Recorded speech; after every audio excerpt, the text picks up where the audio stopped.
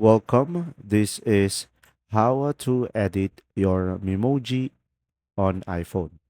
So to do this process, first thing is you can just simply go to your messages.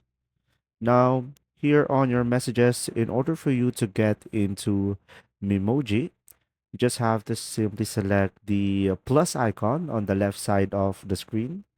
Now, over here, if you scroll down, you should be able to see here Memoji.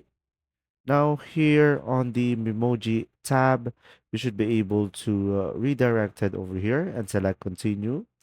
And you can just simply select your character that you prefer, or you could just simply select the plus icon, which from here it will capture your face and you should be able to edit your Memoji, including the skin, the hairstyle, the brows, the eyes, the colors, and the templates over here.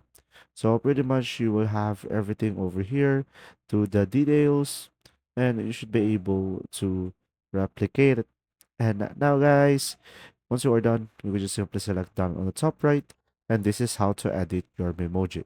If you found this video helpful, please like and subscribe. And if you have any questions, just simply go ahead and comment down below, and we will do our best to answer them all. And see you in the next video.